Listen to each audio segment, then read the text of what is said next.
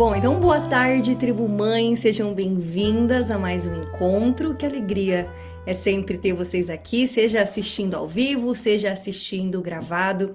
Eu fico muito feliz que você tire esse tempo para estar aqui, tá? Eu espero que você também reconheça a sua decisão, né, de decidir dedicar um tanto do seu tempo para estar aqui, aprendendo, refletindo, cuidando da pessoa mais importante da sua vida, que é você. Tá? Então não esqueça de sempre reconhecer esse seu esforço, a sua decisão de estar cuidando de você, de estar aqui nesse projeto, olhando para dentro, acreditando no seu melhor. Tudo bem? Bom, o nosso encontro de hoje, ele veio atender a um pedido de vocês, né? E eu quero já começar agradecendo por essa confiança, por vocês terem a tribo e a mim, né, como um ponto de informação que você analisa como seguro, né? Com informações que trazem acolhimento, que trazem esse olhar humano, né? Eu quero deixar bem claro aqui para vocês que vocês têm total acesso e liberdade para me pedir temas, né? Só vocês sabem o que é estar na posição de mãe e as coisas que estão mais latentes dentro da maternidade de vocês. Então fiquem sempre muito à vontade para me pedir temas, tudo bem? Então, o título do nosso tema de hoje é Como lidar com as emoções em tempos difíceis. E apesar desse tema ter desencadeado, né, do conflito entre a Rússia e a Ucrânia, o que nós iremos abordar aqui não é só um conteúdo especificamente para essa situação, mas para qualquer outra situação, tá? Seja numa escala mundial, seja numa escala íntima, numa escala pessoal. Então, outro ponto importante antes da gente entrar nesse assunto é que eu não estou aqui hoje para falar sobre a guerra em si, tá? O que eu acho que vai acontecer ou a minha opinião sobre esse assunto, tudo bem? Nós estamos aqui para entender, né, os nossos sentimentos, as nossas emoções, que situações como essa acabam despertando em nós e como nós devemos lidar com elas para que a gente consiga manter a nossa qualidade de vida, a nossa saúde mental e assim por diante. Então, o que eu estou dizendo aqui hoje, o que eu preparei para vocês, não é para ser usado somente na questão que a gente está vivendo agora, nesse momento, que é o conflito entre Rússia e Ucrânia, tá? Pode ser um conflito que esteja acontecendo dentro da sua família, no seu âmbito do trabalho, ou pode ser, sim, claro, algo global. Tudo bem? Então vamos começar entendendo esse processo psíquico, né? Sobre o comportamento e aspectos emocionais. Vocês sabem que eu guio as nossas conversas aqui, né, por meio do conhecimento científico. Eu sou uma grande fã desse estudo científico e as coisas que eles vêm sendo, né, comprovadas através do método científico. Porque entender o meu funcionamento, assim como a gente busca compreender o funcionamento infantil, né? Ele acaba desmascarando muitas fantasias e preconceitos, pré-julgamentos que nós temos de nós mesmos. Como, por exemplo, ai, é frescura da minha cabeça, ai, não sei, tá todo mundo bem, não sei porque só eu.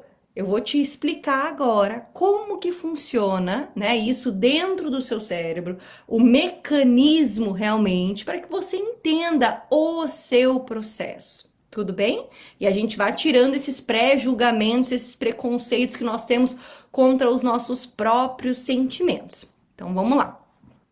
Todas as informações que o seu cérebro recebe atingem o emocional. Tudo bem?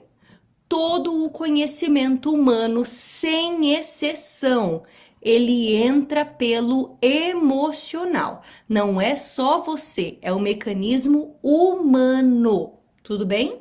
Então, todo o conhecimento humano, sem exceção, entra pelo emocional. Então, é uma região do cérebro que é chamada de sistema límbico, caso você queira pesquisar mais sobre isso, inclusive.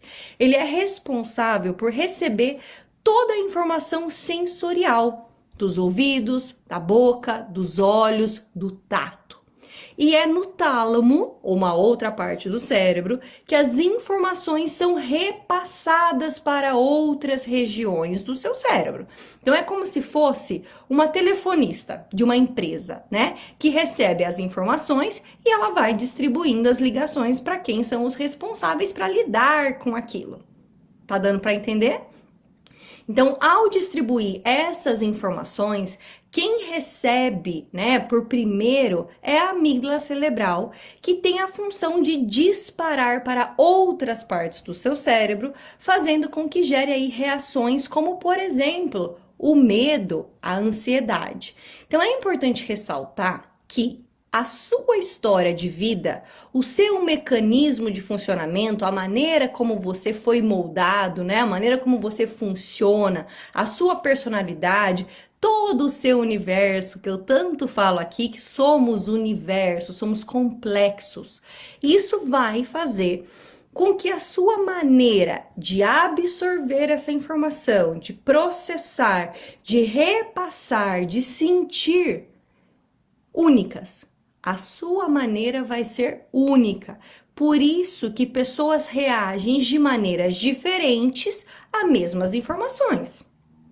Tá? Então, por que que fulana não tá reagindo assim e eu tô? Por que que ciclano tá abalado, né? E eu não estou? Por isso que julgar o outro pela sua reação ou julgar a si mesma, né, por estar reagindo diferente de outras pessoas, é incabível. Ninguém tem a mesma história de vida, ainda que vocês sejam irmãos, tá? Ainda que vocês sejam gêmeos. Existem diferenças entre pessoas que são gêmeas idênticas, tudo bem? E isso faz com que a gente reaja de maneiras diferentes. Por isso que nós usamos a frase se colocar nos sapatos do outro quando nós falamos de empatia. Porque é fácil achar um absurdo que outra pessoa esteja sofrendo e querendo desistir de uma corrida, por exemplo, quando eu estou nos meus tênis de última geração da Nike, não é mesmo? Da mesma maneira, é incoerente olhar para os outros e dizer, mas ela corre tão bem essa corrida, né? Por que que eu não consigo? Sem se dar conta que muitas vezes eu tenho corrido descalço, ou eu tenho corrido com um tênis que me aperta em vários lugares, tá? Então, quando eu te peço aqui para ligar a empatia no volume mais alto, a começar por você mesma, eu não estou só sendo uma pessoa boazinha, eu estou te dizendo que não há reconhecimento real da sua situação sem essa empatia. Então eu enxergo a realidade em partes, eu enxergo ela distorcida e sem o conhecimento real quando eu não uso a minha empatia. E sem o reconhecimento real de estar nos meus sapatos ou no sapato do outro, né?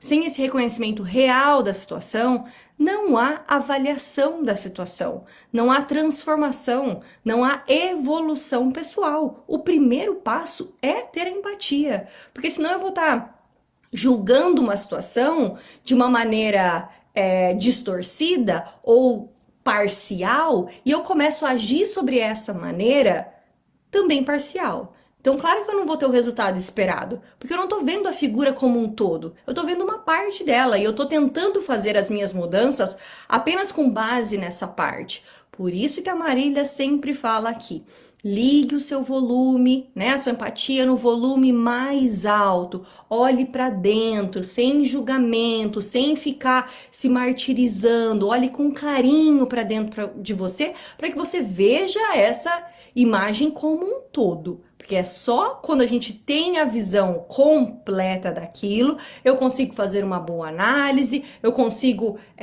mudar a situação, eu consigo remoldar, eu consigo ponderar, porque eu estou olhando do ponto de vista de quem está vivendo aquilo, tá? Terapia é isso. O terapeuta, né? A gente dentro da faculdade, inclusive, faz muitos exercícios de se colocar no lugar do outro, muitos workshops de se colocar no lugar do outro, para que eu entenda a situação que ele está vivendo do lugar dele, não do meu. tá? Por isso a empatia que eu tanto peço para vocês. Se a gente está falando dos seus sentimentos, de como está sendo difícil você lidar com a situação X, Y ou Z, seja com a situação do coronavírus, foi muito difícil para você lidar com isso, está sendo muito difícil lidar agora com esse conflito entre Rússia e Ucrânia, eu quero que você olhe para os seus sentimentos como um todo. Tá? Não é só o hoje, inclusive, porque se eu absorvo o que está acontecendo dessa maneira hoje, é porque eu tenho uma história de vida que me traz até aqui, tá? Empatia no volume mais alto por aí, tá ligado? Então bora continuar. Bom, como a sociedade de hoje é ultra conectada, as informações chegam em tempo praticamente real para nós, né? A enxurrada de informações, ela afeta diretamente o emocional, como um tsunami, inclusive, porque é muita informação, né? Como eu falei para vocês agora há pouco, todo o aprendizado, tudo que chega para o nosso cérebro, a porta de entrada são as nossas emoções. Principalmente as pessoas que têm mais conexão consigo mesmas, elas usam as palavras a minha intuição me disse que não era para eu ir por aquele caminho. E a minha intuição estava certa. Quanto mais essa conexão, mais percepção eu tenho das minhas emoções, dos meus sentimentos, né, do que eu julgo como certo ou errado, dos meus princípios, mais essa característica de intuição, né, de me ouvir, mais eu e o meu corpo nos comunicamos e mais eu tenho consciência desse conjunto, desse universo que eu sou, tá? Então essas informações que hoje a gente recebe aos montes, basta você abrir o seu Instagram e a gente vai ter um monte de bolinha lá de stories, com um monte de pontinhos, você abre o seu perfil ali, você vai ver que você pode abrir agora, fechar o seu celular, daqui 5 minutos você abrir, tem coisa nova no seu Instagram para você ver. Então a gente tá num momento de tsunami realmente de informação. E quem me conhece pessoalmente, como pessoa mesmo, fora aqui do ser psicóloga, sabe que eu amo história, né? E sendo assim, eu amo ver vídeos sobre história, documentários sobre histórias, museus. Todas as minhas viagens visam questões históricas, principalmente sobre a Segunda Guerra Mundial. É uma coisa que eu adoro ler, saber, me informar mais sobre. E por exercitar um estilo de vida, né, consciente, que é o que eu tanto trago aqui para vocês, eu sempre me questionava como será que foi para aquelas pessoas, naquela época de uma Segunda Guerra Mundial, por exemplo, estar em meio a uma guerra, né? Eu sempre fiquei pensando como será que foi receber a notícia, como será que as pessoas processavam tudo o que estava acontecendo. Inclusive, eu tenho uma réplica fiel, idêntica, ao jornal aqui do Reino Unido, quando foi anunciado a Segunda Guerra Mundial. Eu tenho o jornal com todas as páginas, inclusive com as propagandas que tinham e as outras notícias que tinham nesse jornal, que foi onde pela primeira vez as pessoas aqui no Reino Unido receberam a notícia de que eles estavam na Segunda Guerra Mundial. E ao escrever esse encontro para vocês, eu fiquei pensando sobre isso. As notícias naquela época, né, na onde eu me questionava como será que foi saber que eles estavam em guerra, né? As notícias naquela época, elas vinham impressa, né? Vinha também através do rádio, mas não era todo mundo que tinha um rádio naquela época, né? Então, quanto tempo eles demoravam para receber essas notícias, né? Se você quisesse dar um tempo das informações, bastava você não ler o jornal. Quantas pessoas, inclusive, não sabiam nem ler na época, né? Então a velocidade das informações eram muito diferentes. Isso quer dizer que o impacto disso tudo também é muito diferente para nós hoje, tá? Então com essa avalanche de informações que os tempos modernos nos proporcionam, a amígdala, né, interpreta que há perigo à vista. Porque constantemente eu fico absorvendo informações que dão triggers, que dão gatilhos de que há perigo à vista. Então eu abro o meu Instagram, é bombardeio, eu fecho meu Instagram. Eu abro daqui um pouquinho, é corpos no chão, é gente no hospital, é números de pessoas, né, na época do Covid eram números diários que não paravam de aumentar, de pessoas que tinham morrido de Covid. O seu cérebro vai absorvendo isso como existe um perigo real. Eu estou vivendo um perigo real. Tudo bem? Porque constantemente é esse tipo de informação que eu recebo. É como se, por exemplo, você pegasse uma plantinha e em vez de aguar ela com uma água potável, você jogasse piche nessa planta. Jogasse qualquer outro químico nessa planta. O que ela está recebendo de informação é de que ela está em perigo. Tudo bem? E quando há perigo, cria-se o medo, a ansiedade, que são faces dessa mesma moeda. Ainda mais quando viemos de anos de incerteza, né? De números e mais números de mortes, que foi o Covid. A gente não tá vindo de um lugar de tranquilidade, aonde a gente estava vivendo uma vida, entre aspas, normal, fazendo os nossos planos e sonhos, né? A vida seguia super linear. A gente já vem de um contexto de abalo emocional e psíquico, tá? Eu tô falando isso porque eu tô recebendo muitas mensagens, inclusive no Instagram, de pessoas falando, meu Deus, isso me impactou muito, eu tô impressionada como isso me impactou, por que eu tô tão mexida com isso, né? Porque a gente não tá vindo de um funcionamento psíquico tranquilo.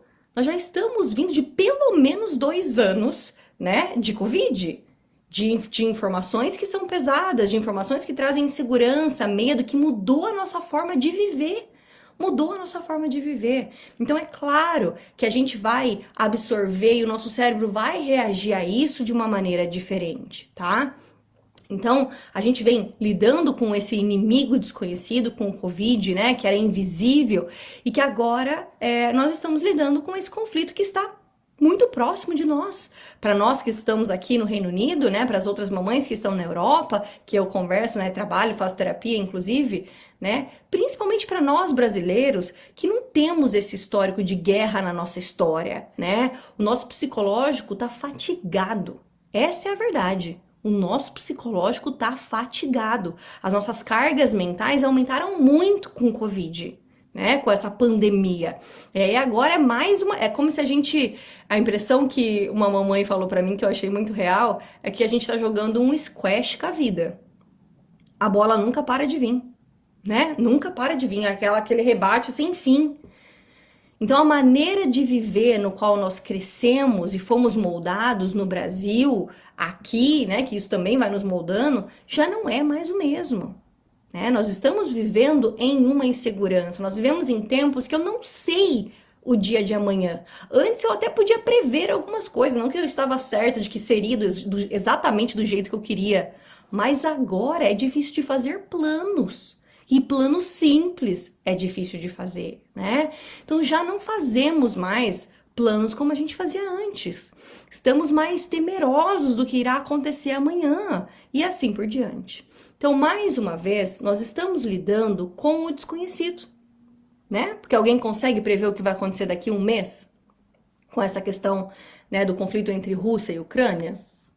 A gente pode ter suposições, mas se é exatamente aquilo que vai acontecer, a gente não pode garantir. Assim como quando começou o Covid lá na China, se lá em dezembro ou janeiro de 2020, alguém falasse para você que ia acontecer tudo o que aconteceu, será que a gente acreditaria? Eu mesma? Não, eu lembro de ter ido, inclusive fui viajar para a Alemanha e eu conversei com o Felipe a respeito disso e era uma coisa tão distante, era uma coisa lá na China, né? E olha a proporção que tomou.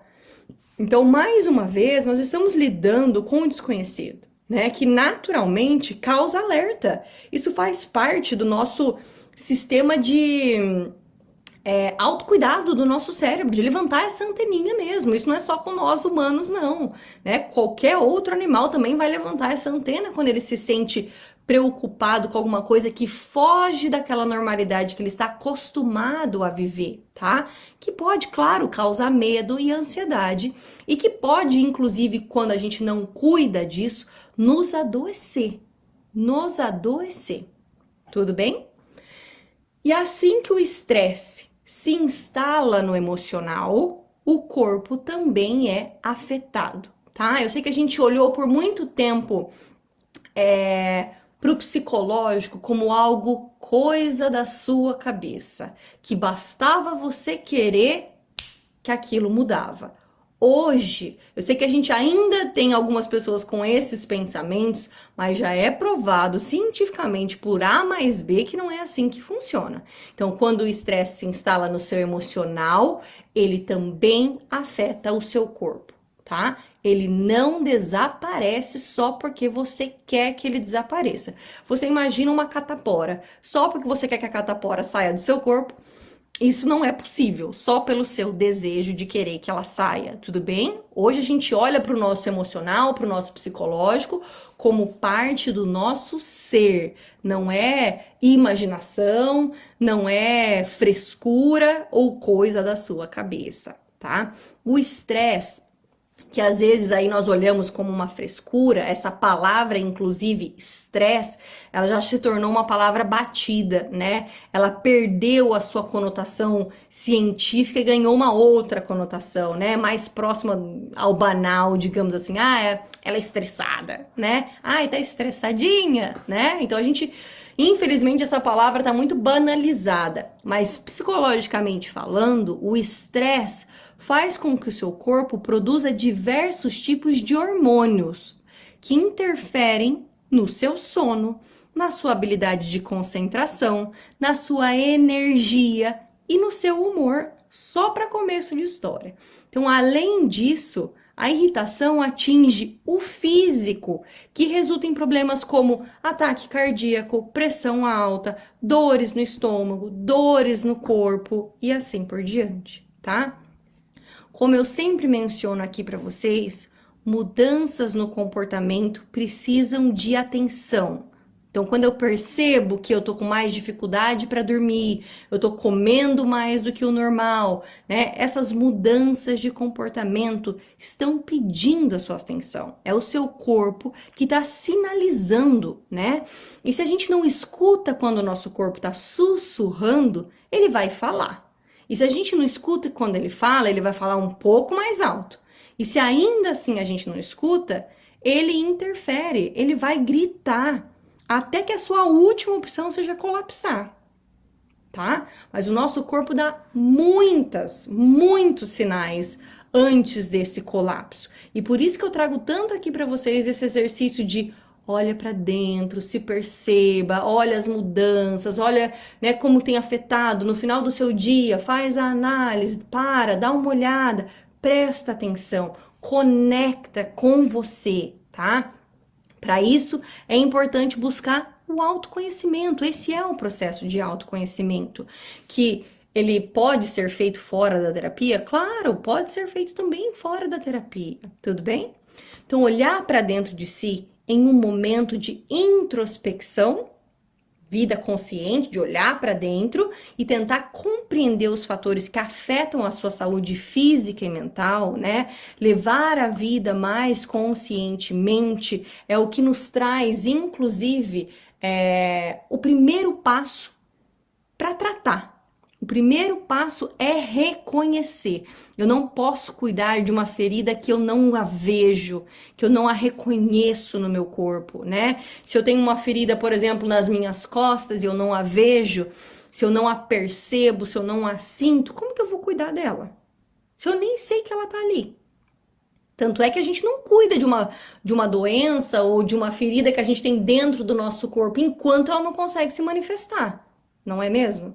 Só quando eu começo a ter uns sintomas em relação àquilo, que daí eu vou fazer um exame, que daí sai no exame que eu estou com aquilo, que eu consigo medicar, que eu consigo tratar.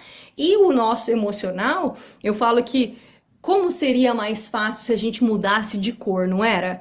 você se olhasse no espelho e se visse assim, nossa, tô mais laranja, tô mais roxa, tô mais verde. De acordo com a psicologia, quando eu fico mais verde, significa tal coisa. Mas infelizmente não é tão visível assim como uma mudança de cor, né? Mas o nosso corpo dá muitos sinais. É a gente que vai se afastando desse natural, é a gente que vai parando de interpretar, principalmente porque a gente cresce num contexto e vive numa sociedade que nos manda engolir o choro, que nos diz não foi nada, né? Então a gente vai aprendendo a ignorar essa conversa entre eu e o meu corpo, e por isso que a gente tem tanta dificuldade, que a gente vai levar muito tempo para conseguir perceber, né? O nosso corpo realmente tem que gritar para que, putz, preciso fazer uma sessão de terapia, ver o que está acontecendo, aonde eu preciso melhorar. E muitas vezes, né, infelizmente, hoje a porta de entrada para dentro da terapia, ela acontece depois de uma primeira crise. Seja uma crise de pânico, seja uma crise de ansiedade e assim por diante. Infelizmente. E é por isso que eu peço para vocês, presta atenção no seu corpo, nas reações do seu corpo, tá? É só a partir desse caminho que a gente consegue cuidar da nossa saúde mental e emocional. Bom, agora que nós entendemos como que o nosso cérebro funciona, né, sobre estresse e as suas consequências, nós precisamos entender como nós aliviamos esse mecanismo, né? E como nós restauramos a nossa saúde mental, como nós lidamos mesmo na prática. Marília, quais são as dicas reais para eu começar a fazer a partir de agora, né? Então, os hormônios responsáveis, chamados de hormônios da felicidade, são a dopamina, ocitocina, que é o que as mamães normalmente conhecem bastante, e a serotonina, tá? Eles são os responsáveis por autorregular as sensações boas que nós experimentamos. Para isso, nós precisamos dar doses sensoriais ao nosso cérebro para que ele possa passar a produzir esses hormônios. Lembra que eu falei lá no comecinho que toda essa informação chega para o nosso cérebro através das sensações, né? Visão, olfato, paladar. Tudo isso vem através dessas questões sensoriais e por isso que nós precisamos dar doses sensoriais positivas para os nossos cérebros conseguir produzir esses hormônios que são responsáveis por essa felicidade, por esse regulamento, a dopamina, ocitocina e serotonina. Tudo bem? Estou falando isso, estou explicando como que isso acontece, para que quando eu sugiro alguma coisa aqui para vocês, vocês entendam que não é um luxo, não é um capricho. Ah, a Marília pediu para que eu sente e olhe o pôr do sol só por capricho. Não, não é. É porque eu sei que através dessas doses sensoriais, o seu cérebro vai produzir esses hormônios. Eu coloquei aqui algumas dicas, algumas delas são as que estão lá no post que eu fiz no nosso Instagram da Tribo Mãe, tá? Que tem lá então para vocês acessarem mais fácil, e tem algumas aqui que também são novas. É uma infinidade de coisa que dá para fazer, ainda bem, né, que a gente tem uma infinidade de opções. Eu vou citar algumas delas, mas não se prenda somente a isso, tá? Leva para o lado que você gosta de fazer, porque tem que te trazer também essa identificação, né? Tem que ser algo que para você funcione, é que eu não consigo citar todas elas aqui, mas lembre-se, tipo assim, mas eu nem gosto de andar de bicicleta. Não ande de bicicleta, faça um outro estilo de atividade, tá? Leve sempre em consideração você. Lembra da empatia pessoal? De estar no seu lugar e olhando a partir do seu ponto de vista? Então essa é a sua tarefa, enquanto eu vou listando aqui para vocês essas dicas práticas, tá? De como a gente ajuda o nosso cérebro a se autorregular em um meio tão difícil, em tempos tão difíceis como a gente está vivendo agora nesse momento, tá? A primeira delas, e que é muito importante, eu coloquei como primeira porque eu quero que vocês gravem isso, coloquem isso na cabeça de vocês, que é consumir as notícias no período da manhã. Eu até coloquei no nosso Instagram da Tribo Mãe, Coloca até o meio-dia no máximo. Depois do meio-dia, não. Ah, mas tem breaking news, né? Notícia de última hora. Amanhã eu leio, tá? O físico espanhol, inclusive fiz um post agora no meu Instagram do Marília Escabora falando sobre isso. O físico espanhol Alfonso Cornella, ele criou o termo infoxicação. É uma mistura de informação com intoxicação, infoxicação. E o psicólogo britânico David Lewis, ele criou o termo síndrome da fadiga informativa. Síndrome da fadiga informativa, para nomear as reações de ansiedade, tá? Paralisação e dúvidas que surgem quando nós estamos diante de tantos estímulos que não damos conta de processar. Tudo bem? Lembra que eu falei que hoje nós vivemos um tsunami de informações? O nosso cérebro não dá conta de processar. E normalmente, quando o nosso cérebro não dá conta de processar, o que que ele faz? Abre 1 milhão de páginas no seu computador. O que que ele faz? Ele trava. Ele congela, tá? Então a gente não sente mais motivação, a gente não tem mais energia para fazer as coisas, né? A gente fica naquele loading, que o nosso computador, o nosso celular carregado de fotos fica. Quando eu peço para vocês, coloca as informações só até o meio-dia, é porque você está dando tempo hábil para o seu cérebro conseguir processar. E só até o meio-dia é uma porção, é uma fatia de informações. Não é absolutamente todas as informações que vai sair no dia a respeito disso. Entendem o que eu quero dizer? Inclusive, eu vou compartilhar depois no grupo, mas tem uma pesquisa científica que mediram a capacidade, né, da quantidade de informações que nós absorvemos diariamente, o quanto isso dá em megabytes, gigabytes, sei lá como é que fala essas coisas, e o quanto isso daria em livros, se eu não me engano. E é um valor absurdo, o seu cérebro jamais conseguiria ler essa quantidade de livro num dia só. Então, falando de funcionamento mecânico do seu cérebro, ele não dá conta de processar todas essas informações. E agora aqui entre nós, é só isso que o seu cérebro precisa processar no dia? Não é mesmo? A gente tem mais 1 milhão de coisas e quem é mãe, vocês sabem que mamãe tem carga mental normalmente lá em cima, que é o que a gente tenta regular, né? Então, a gente precisa saber dosar.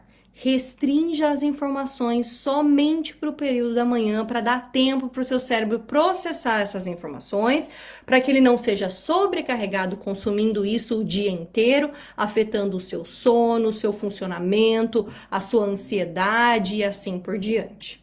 Combinado? Isso tem que ser uma regra que a gente tem que colocar na nossa vida. Tudo bem?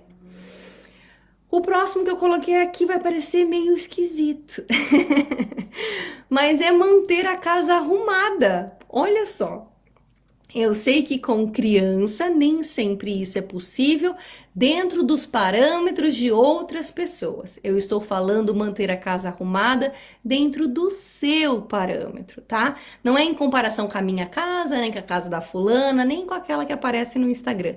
De acordo com os seus parâmetros, do que dá. Tá? Então você pode estar pensando, a Marília e as suas dicas doidas, né? Mas o seu lar, ele costuma ser um lugar onde você passa grande parte do seu dia. Inclusive, é um lugar onde você consegue colocar as suas defesas psíquicas para descansar, né? O mundo lá fora, eu tenho um comportamento, eu sou uma pessoa, dentro de casa, eu sou a mesma pessoa, mas eu tenho as minhas variações. Entendem o que eu quero dizer? Por isso, o seu cérebro, ele consome o ambiente onde você está. Qualquer lugar, não é só na sua casa. Do seu trabalho, do metrô, da onde quer que você vai, o seu cérebro consome aquele ambiente, né? Então, um ambiente limpo, visualmente organizado e clean, né? não tenha tanta informação, dá mais disposição e favorece a criatividade, otimiza o tempo e torna o dia e o funcionamento da sua vida mais prático, tá? Não sobrecarregando com poluição visual. Já que o seu cérebro está processando tudo aquilo que você vê, entende? Uma casa mais organizada, com menos coisas, faz aquela limpa, joga aquelas coisas que você não usa fora, né? Isso ajuda a trazer calmaria. Além disso, em termos de bem-estar e saúde, manter ordem, em ordem, né? O lugar onde você vive diminui a ansiedade e a sensação de irritação, inclusive. A Universidade da Califórnia, ela fez um estudo para analisar o nível hormonal de 30 casais de acordo com o estado dos seus lares. O resultado? Aqueles que viviam em ambientes sujos e caóticos apresentavam um maior índice de cortisol, que é o hormônio do estresse. E outra pesquisa foi feita por um órgão de saúde escocês que concluiu que 3.000 das pessoas consultadas apontaram a limpeza doméstica como uma de suas atividades preferidas para reduzir a ansiedade. Então, colocar uma boa música, limpar, arrumar, jogar coisa que está ali entulhada fora, né? O segredo está na dopamina, que é um neurotransmissor do bem, né? Que é liberado quando nós sentimos essa recompensa, aquela sensação boa de missão cumprida, casa arrumada, casa cheirosinha. A casa é o seu lugar de maior acolhimento. É onde você consegue estar nua, não só fisicamente, mas também no seu ser, né? Você não precisa se comportar de uma determinada maneira dentro da sua casa, né? Diferente no seu trabalho, que você tem uma posição e que você tem que se comportar de uma maneira X ou Y. Em casa você consegue ser mais você, né? Então, arrumar a nossa casa dentro dos nossos parâmetros, novamente falando, vai trazer para o seu cérebro menos consumo de bagunça, de poluição visual, vai trazer essa sensação de aconchego, porque é o lugar onde você mora, né? O lugar onde você mais passa tempo. Então, ter esse lugar organizado dentro dos seus parâmetros é algo que vai te ajudar, inclusive, tá? Tirar um pouco daquela bagunça visual, colocar as coisas em caixa, guardar, deixar mais clean, mais claro, inclusive, mais arejado. Tudo isso vai ajudar na produção da dopamina. Tudo bem? O próximo ponto é exercício físico. E quando eu digo exercitar, eu não tô dizendo para você ir numa academia, pegar peso ou fazer um exercício de explosão, tá? Primeiro, porque o seu cérebro vai te boicotar, tá? Com pouco tempo, inclusive, ele vai te boicotar. Porque, afinal de contas, lembra que eu falei para vocês sobre a prioridade do nosso cérebro, que é nos manter bem, protegido e vivo hoje, né? Então, quando ele já enxerga que você tem um cérebro com uma carga mental lá nas alturas e você ainda quer fazer um exercício de explosão, ele vai falar, aqui não. Calma lá, não tô dando conta de processar nem o que a gente tá vivendo. Você ainda quer correr não sei quantos quilômetros? Não, né? Então, quando eu digo exercitar, entenda movimentar-se, tá? Coloque a pitada de prazer nesse conceito. Então, já é mais do que comprovado que a prática de algumas atividades físicas, ela diminui a quantidade de cortisol, que é o hormônio ligado ao estresse. Então, os estudos mostram que basta 10 minutos, 10 minutos, não precisa fazer uma hora inteira de exercício. 10 minutos de exercício para liberar as nossas queridinhas endorfinas, tá? O mais famoso hormônio do bem-estar. Então, elas funcionam como uma espécie de analgésico natural para o nosso corpo. Então, os exercícios mais indicados são os aeróbicos, que é o de movimentar-se e não de levantar peso, por exemplo, tá? E os menos aconselhados são os de competição, porque eles podem agravar o nosso estresse. Lembre-se que você não está indo fazer esse exercício, não está indo se movimentar para competir uma maratona. Não é isso que a gente está falando. Não é, essa semana eu vou levantar 10 quilos, na semana que vem 15, na outra 20. tá? É o movimentar-se com prazer. Então é dançar na sala da sua casa. Coloca uma música que você gosta. Dança com a sua criança, né? Cada um ali no seu espaço dançando. Não precisa ser com a criança no colo. Pode ser você dançando e ela também dançando ali no chão. Movimente-se por 10 minutos. Não tem que ser uma coreografia linda. Não tem que ser seguindo alguém no YouTube. Dance livre. O movimentar-se por 10 minutos vai liberar endorfina no seu corpo, vai ajudar a baixar o cortisol, os hormônios do estresse, a adrenalina, vai trazer essa sensação de analgésico natural para o seu corpo, tá? Lembra que eu falei do adoecimento psíquico? A endorfina vai ser o nosso remédio natural que o nosso próprio corpo é capaz de produzir. Então, muitas vezes, né, se eu não deixo chegar numa situação crítica, o meu próprio corpo tem a solução para aquilo. O nosso corpo produz esse remédio, eu só tenho que proporcionar para ele um ambiente, uma atividade para que ele produza, porque ele vai produzir. Tudo bem? Então, dançar na sala de casa, sair para caminhar num lugar que você gosta, quando tá um clima bonito, olhar para o céu enquanto você caminha, prestar atenção no barulhinho dos pássaros, ou colocar uma música que você gosta enquanto você caminha. Não é também para sair caminhar, pensando, pô, que saco. Tem um vídeo no Instagram, inclusive, né? Um vídeo que virou meio que meme, que é a pessoa caminhando assim, batendo o pé, pá, pá, pá, saindo emburrada de casa para caminhar, porque a minha psicóloga falou que é para minha saúde mental. Não tá ajudando em nada aquilo dali. Não é só sair para caminhar, mas é proporcionar para o meu cérebro a produção da endorfina. Para isso eu preciso começar a trazer a vida mais, inclusive, pro mindfulness, o estar aqui, presente, no meu aqui e agora. Eu não vou pensar na roupa que eu tenho que lavar quando eu voltar, porque ela vai estar lá me esperando quando eu voltar. Eu vou sair e quando eu sair para caminhar, eu estarei caminhando com todo o meu ser, olhando para o esquilo na árvore, para diferentes estilos de árvore, para como já tá nascendo as folhinhas na árvore, quem viu? As florzinhas que estão nascendo, eu vou sair para caminhar com todo o meu ser. Eu vou sair para andar de bicicleta, eu vou sentir o vento que bate no meu rosto, eu vou nadar se é isso que eu gosto de fazer. Mas é importante escolher o que você gosta, porque senão em vez de endorfina eu tô produzindo cortisol, porque eu tô estressado fazendo aquilo. Então por isso que eu nunca falo, saia para caminhar. Faça o que você gosta, mas movimente-se, é 10 minutos. Já é capaz do seu corpo, que é inteligentíssimo, que é maravilhoso, produzir essa endorfina, que é o nosso hormônio do bem-estar, tá bom? O próximo, olha que coisa simples também é de fazer, é um banho no capricho, que é assim que eu falo para as minhas pacientes. Quero um banho no capricho 2 vezes nessa semana, que é esses medicamentos que eu vou indicando. Então, estudos comprovam que o ato de tomar banho pode aliviar tensões e proporcionar o relaxamento.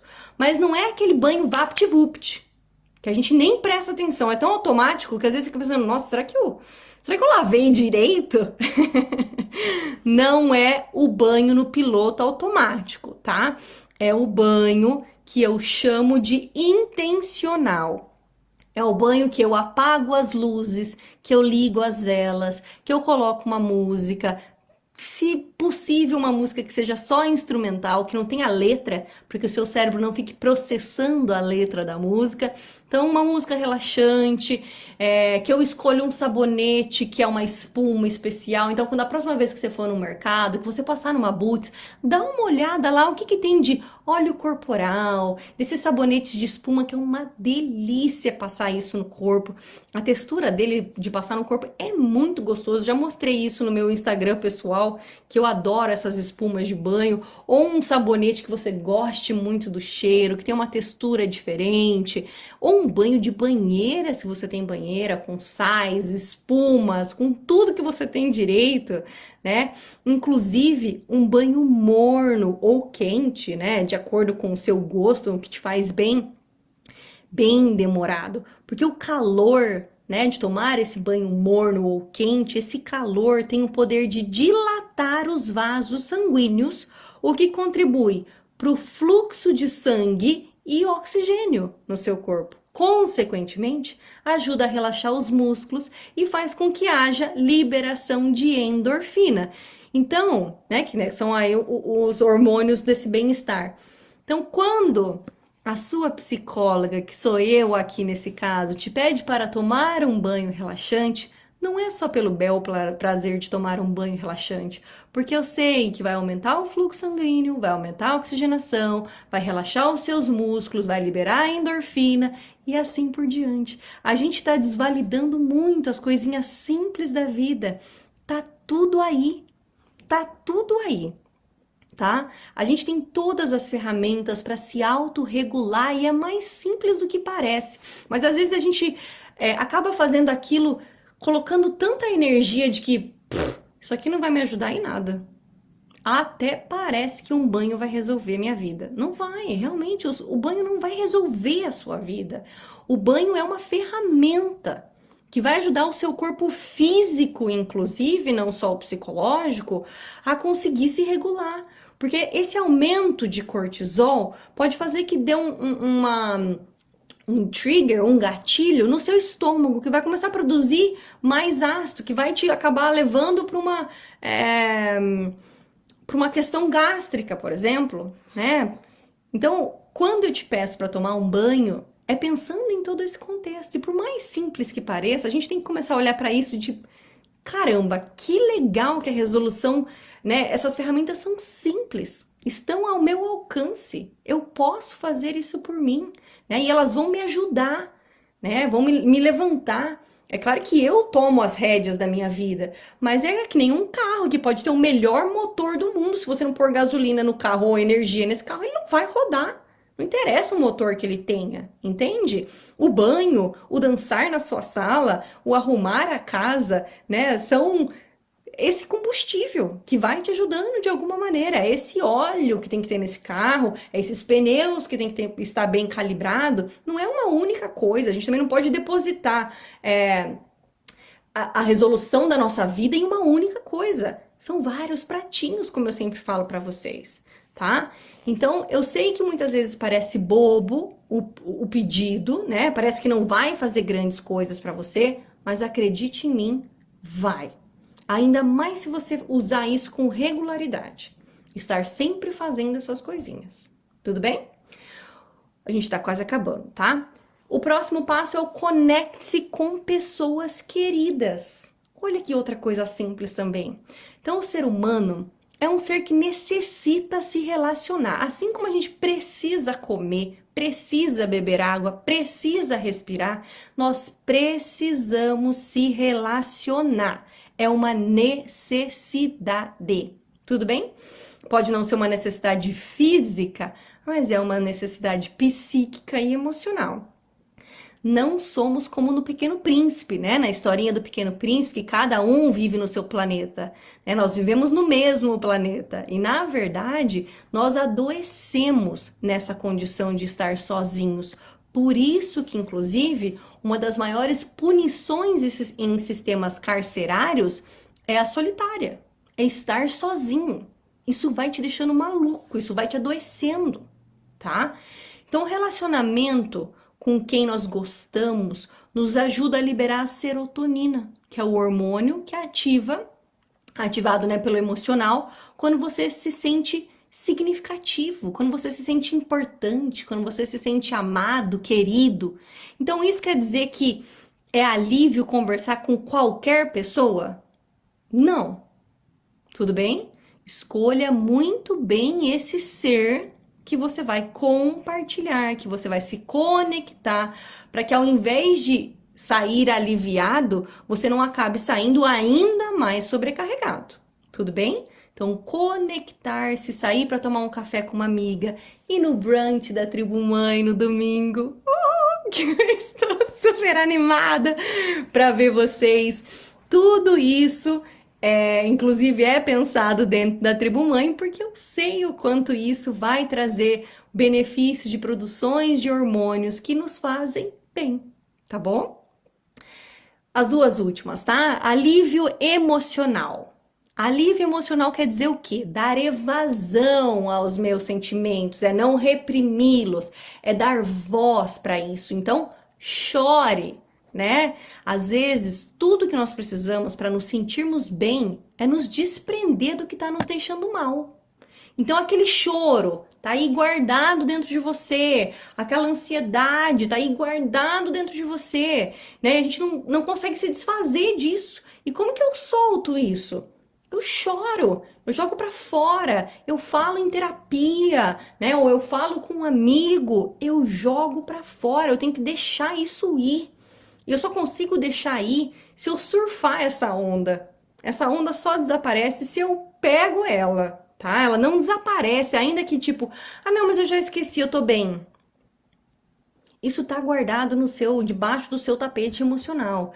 Isso vai, né? Isso vai aumentando e isso depois vai ter uma consequência, tá? Então pode soar estranho e paradoxal, mas é como funciona essa catarse, né? Quando nós desapegamos de um sentimento ruim, quando nós expulsamos aquilo que é estranho à essência ou à natureza de um ser, né? Nós abrimos espaço na nossa mente, no nosso peito, nós aliviamos. Então você já sentiu vontade de chorar? Imagina que você estava num lugar, sei lá, na frente de um monte de pessoa, aí passou uma propaganda ou um filme que, nossa, trouxe uma emoção e você tem vontade de chorar e você fica segurando aquilo. Sabe aquela dor na garganta, né? Parece ter um nó na sua garganta, uma dor no seu peito, porque aquela vontade de chorar tá tão latente e você tá segurando, tentando conter aquilo. Eles não são aliviados, tá?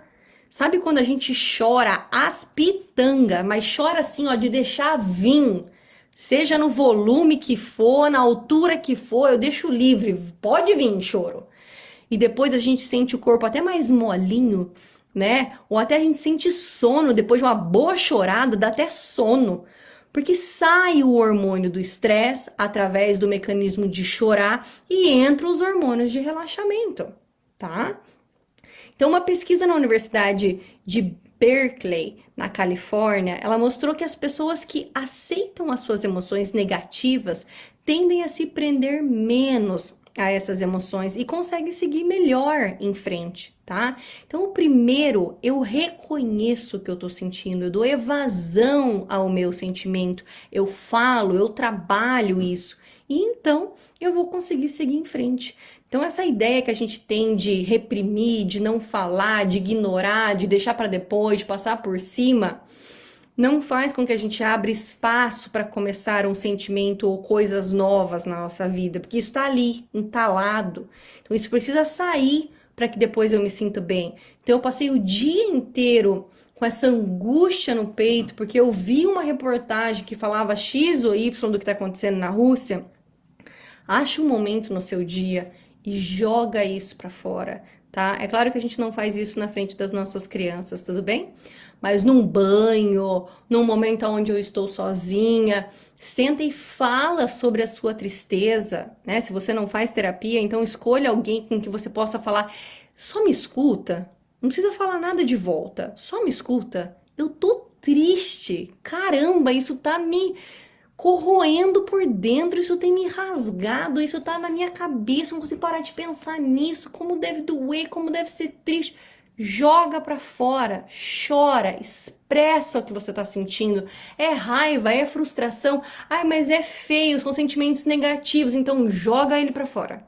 Então não deixa esse sentimento sair dentro de ti.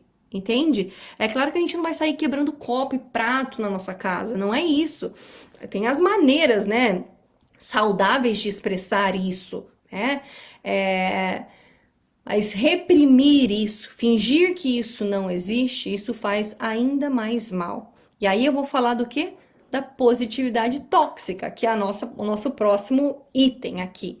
Então, o termo fala sobre uma exaltação do positivo e tentativas frenéticas de reprimir o que é negativo, esbarrando na invalidação emocional. Essa é a positividade tóxica, tá? Então, se alguém te conta um problema ou fala que tá triste, responder com algo como: ai, não fica assim não, tá tudo bem, ou já vai passar, ai, não é pra tanto, mas olha por esse lado, mas olha como você tem coisas para agradecer. Isso caracteriza o desmerecimento das suas emoções, tá? Não é que então, nossa, vamos nos afundar aqui, vamos nos afogar em lágrimas e tudo mais. A pessoa sabe que ela tem outras coisas na vida que são boas, ela sabe de outras coisas que estão acontecendo. Normalmente as pessoas sabem, a não ser em casos depressivos. Mas normalmente a pessoa sabe. Mas naquele momento, ela quer ser ouvida naquela dor.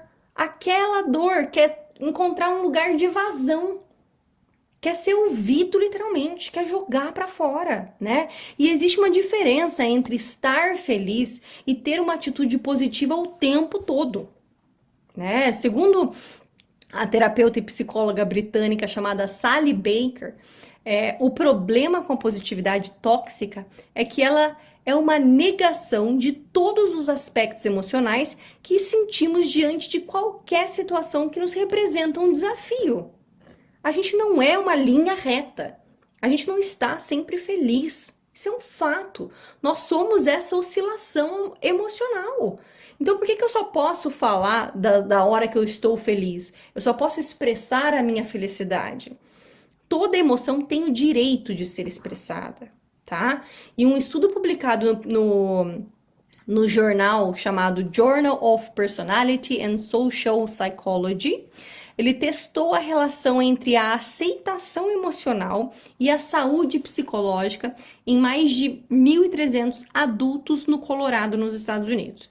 E ela concluiu que aqueles que têm dificuldade em reconhecer as suas emoções mais pesadas se sentem mais estressados psicologicamente.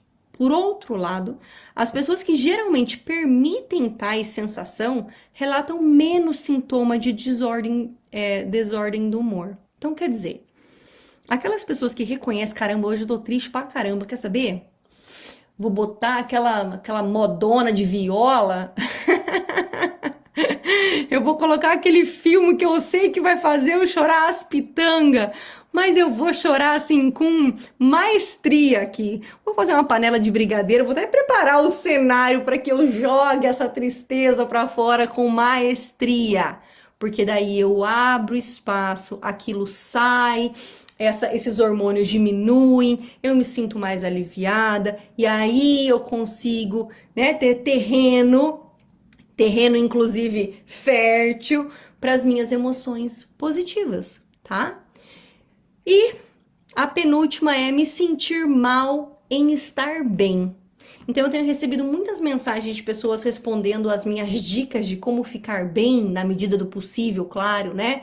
Em tempos difíceis. E elas se sentem culpadas. Em tentar estar bem, né? Tem se questionado se elas devem continuar com essa vida, com as suas vidas, né? Como se nada tivesse acontecendo, se elas ainda devem manter as suas viagens que são a turismo. Será que é certo sair para viajar, para curtir enquanto tá acontecendo o que tá acontecendo? Será que ainda assim eu posso fazer um programa gostoso com a minha família? Será que eu devo fazer todas essas dicas que a Marília tá falando para ficar bem, enquanto tem tantas mães, tantas mulheres, tantas crianças, tantos homens sofrendo? Em algumas pessoas existe essa culpa de eu não sinto nem que eu devo postar na internet, algumas pessoas estão me falando, né? Eu feliz, eu fazendo coisas boas enquanto tem tanta gente sofrendo. E esse sentimento, ele tem gatilho pela sensação de impotência. Então parece injusto, né? Parece injusto estar bem quando tem tanta gente mal. E essa sensação de não ser capaz de mudar essa realidade, né? Nos leva a uma única forma, para que nós possamos ter esse compadecimento com essas pessoas. Parece que a única maneira de estar junto com elas, estar de alguma maneira participando disso e não vivendo uma vida paralela, é estar triste por essa situação. É claro que muitas pessoas têm outros tipos de gatilhos, tem algumas pessoas que inclusive têm família que mora lá, seja família por parte do marido que é da Ucrânia, ou família mesmo, pessoas que estão lá por algum motivo, ou amigos que estão lá por algum motivo, né? Que é um caso diferente. Mas essa sensação de não ser capaz de mudar essa realidade nos leva a agarrar a esse sentimento de tristeza, que é a única coisa que eu posso sentir junto com eles, né?